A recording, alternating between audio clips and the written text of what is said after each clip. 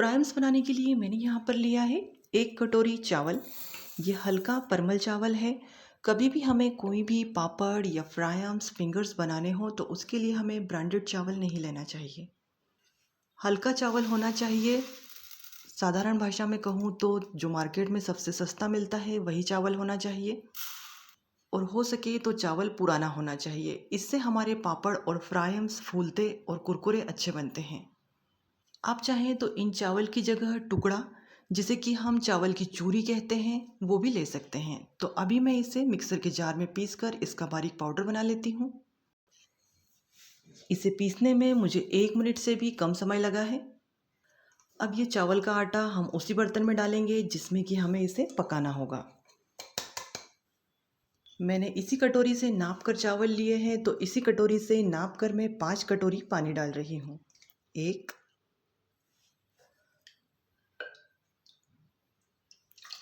2, 3, 4, 5। याद रखें, चावल अगर पुराना है तो पानी थोड़ा सा ज़्यादा लग सकता है और चावल नया है तो पानी थोड़ा कम लगेगा। ज़्यादा अंतर नहीं आएगा, आधी कटोरी से ज़्यादा अंतर नहीं आएगा।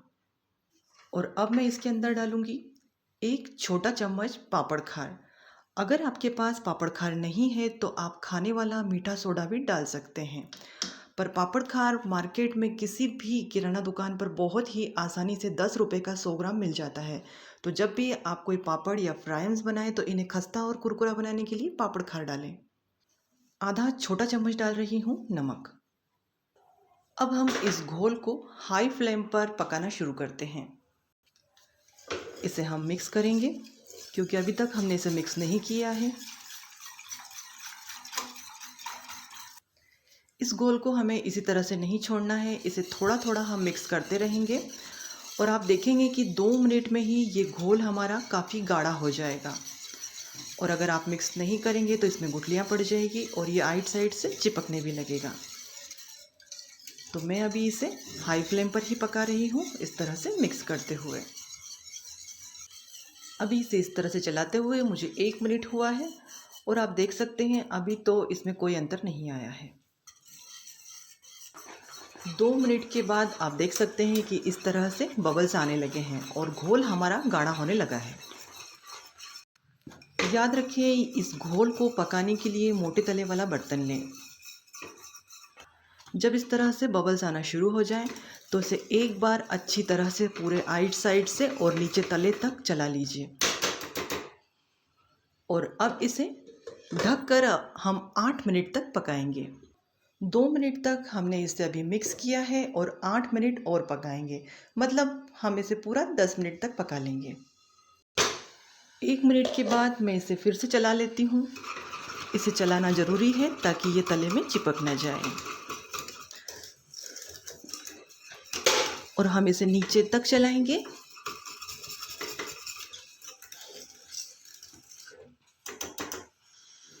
आप इसका टेस्ट बढ़ाने के लिए चाहें तो इसमें 1 छोटा चम्मच जीरा भी डाल सकते हैं और चाहें तो लाल मिर्च पाउडर भी डाल सकते हैं, उससे भी इसका टेस्ट बढ़ जाएगा। पर जब आप इसमें जीरा डालेंगे तो इसका कलर थोड़ा सा चेंज हो जाता है, ये पूरी तरह से सफ़ेद नहीं रहते हैं। मैं इसे फिर से ढक देती हूँ। इसे हर 2 मिनट के बाद चला लेंगे।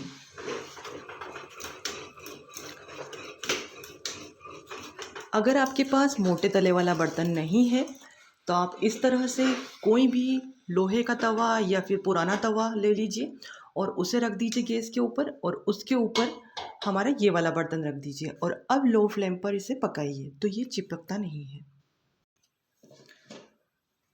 मैं इसे फिर से ढक देती हूँ।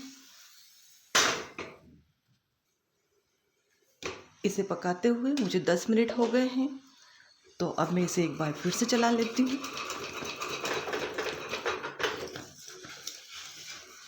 आपने देखा मैंने इसे किस तरह से चलाया है, इसी तरह से आपको भी चलाना है, बिल्कुल नीचे तले तक।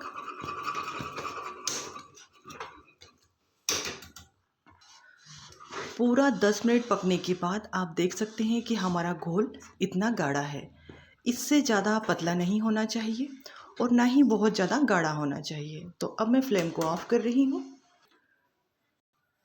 अब हम इसे ढक देते हैं और इसे थोड़ा सा ठंडा होने देते हैं, क्योंकि अभी ये बहुत ज़्यादा गर्म है और हमें इसे इस तरह से खुला रखकर ठंडा नहीं करना है, क्योंकि अगर हम इसे इस तरह से खुला करके ठंडा करेंगे तो जैसे दूध के ऊपर मलाई आ जाती है उसी तरह से इसके ऊपर भी एक परत आ जाएगी।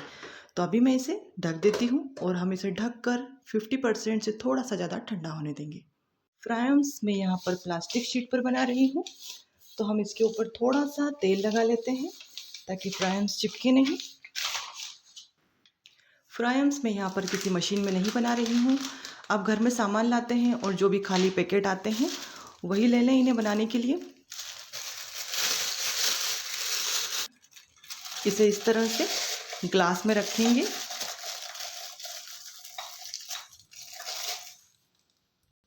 ये घोल हमारा थोड़ा ठंडा हो चुका है, तो इसे एक बार बहुत अच्छे से मिक्स कर लेंगे इस तरह से।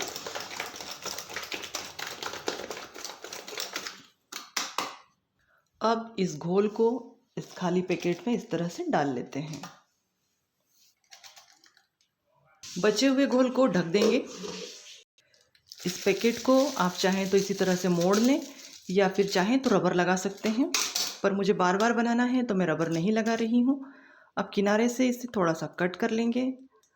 फ्राइम्स थोड़े मोटे ही बनाएंगे क्योंकि सूखने पर पतले हो जाते हैं, लेकिन तलने पर फिर से मोटे हो जाएंगे। फ्राइम्स मैं यहाँ पर पंखे की हवा में सुखाने वाली हूँ, तो मैंने यहाँ पर घर में डाइनिंग टेबल के ऊपर प्लास्टिक को बिछा लिया है और इस तरह से कोई भी डिज़ाइन जो आपके मन में आए बनाना शुरू करें।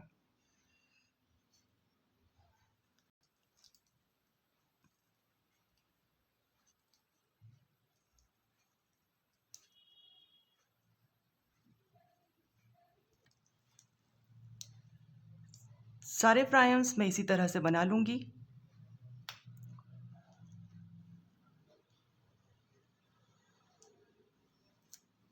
मैंने इस तरह से कुछ फ्राइम्स के डिज़ाइन बना कर रखे हैं, तो आप यहाँ वीडियो को रोक कर देख लीजिए और इसी तरह से सारे फ्राइम्स बना लीजिए।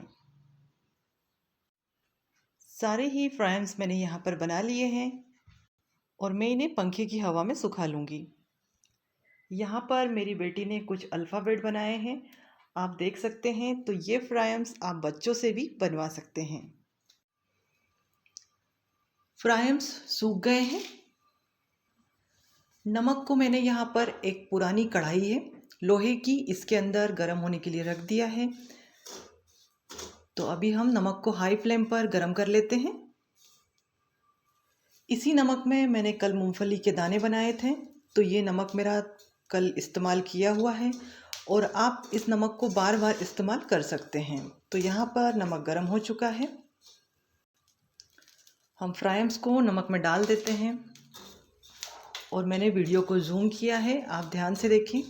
गरम नमक में हम इस तरह से फ्राइम्स को हिलाएंगे और आप देखेंगे कि ये किस तरह से फूलने लगे हैं।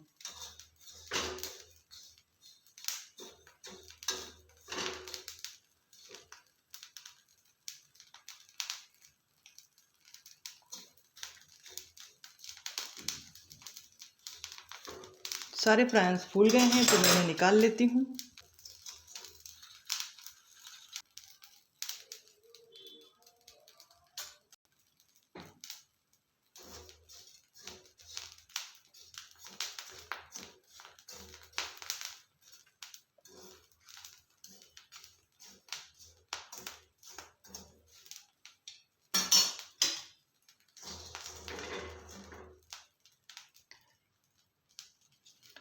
फ्राइम्स जैसे तलने पर फूलते हैं, नमक के अंदर भी बिल्कुल इसी तरह से फूल रहे हैं। तो आप इस रेसिपी को एक बार ज़रूर ट्राई कीजिए।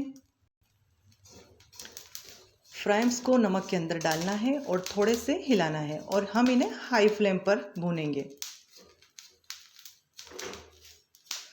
इन्हें 1 मिनट से भी कम का समय लगता है। इस नमक को हम बार बार काम में ले सकते हैं, ये काला हो जाएगा फिर भी हम इसे इस्तेमाल कर सकते हैं। और यहाँ पर फ्राइम्स सेकने के लिए हमें किसी भी ब्रांडेड नमक की ज़रूरत नहीं है। मार्केट में जो सबसे हल्का नमक हो, सस्ता नमक हो, आप उसे इस्तेमाल में ले सकते हैं। अब बचे हुए फ्राइम्स को तल के भी दिखा देती हूँ। तो आप देख सकते हैं तलने पर भी ये काफ़ी फूल गए हैं।